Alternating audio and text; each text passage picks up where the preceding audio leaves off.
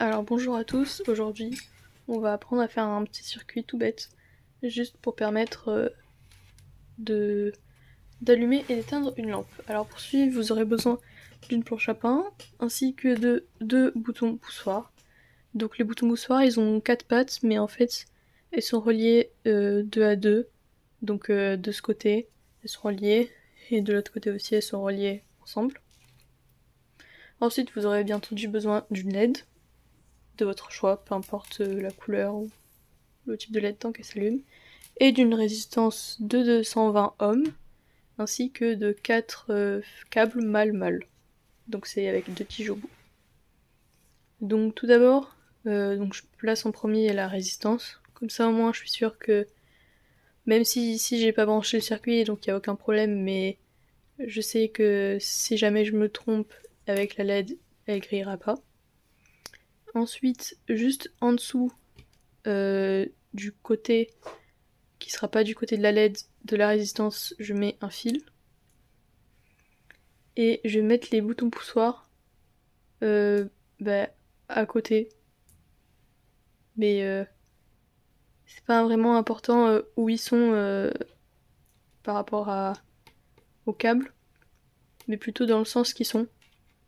Donc ils font que les pattes qui soient reliées entre elles, c'est elles qui fassent le chemin euh, entre les deux trous. Donc il y en a une sur un côté et une sur l'autre côté, parce qu'il y a un trou au centre de la planche à pain.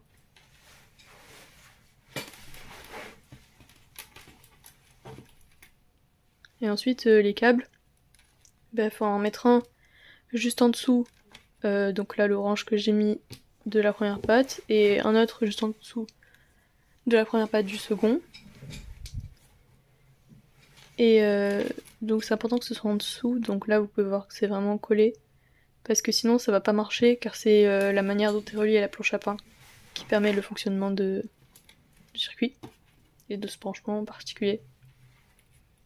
Et donc ensuite, on vient mettre sur l'autre patte, enfin relié à l'autre patte, des câbles. Donc ici je les ai mis blancs et ça représente en fait la masse. Donc c'est pour ça que je viens les mettre sur la carte elle-même, mais de l'autre côté, donc entre les traits bleus et rouges.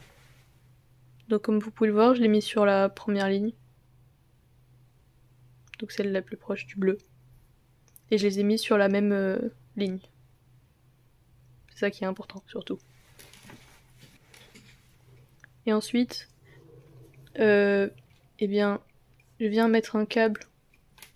Donc bon, j'ai pas encore mis la LED, mais c'est juste en dessous de la LED. Et c'est en dessous de son pied le plus court, parce que la LED elle a deux pieds, plus et moins. Et il y en a un qui est long et un qui est court. Et donc là c'est le plus court qu'on met de ce côté et le plus long on le met du côté de la résistance. Donc là j'ai mis la LED et je viens le relier, ce câble, au même niveau que là où j'ai mis les autres câbles qui vont être reliés à la masse. Et ensuite je sors un deuxième câble vert juste à côté, donc toujours sur la même ligne. Et celui-là je vais le mettre justement à la masse de la carte Arduino. Donc là je branche ma carte à mon ordinateur. Et, et donc là je vais brancher les câbles à la carte. Donc celui-là on le met à la masse, noté GND. Celui-là je l'ai mis au 5, parce que c'est par rapport au programme, vu que c'est le pin et qu'il faut marquer à quelle entrée c'est. Le bleu je l'ai mis au 9 et le orange je l'ai mis au 8. Donc bon, ici la lampe s'allume, mais il faut faire comme si de rien n'était, c'est parce qu'en fait j'avais lancé un programme sans faire exprès. Mais j'avais lancé le programme Blink, donc c'est juste le programme qui s'est mis en route tout seul. Donc ici on peut bien voir que j'ai relié le vert à la masse et les trois autres à des valeurs d'entrée qui correspondent au code. Et on voit bien le circuit. Donc si j'appuie ici, ça allume. Si j'appuie ici, ça éteint. Ça allume. Ça éteint. Voilà. Donc de plus près.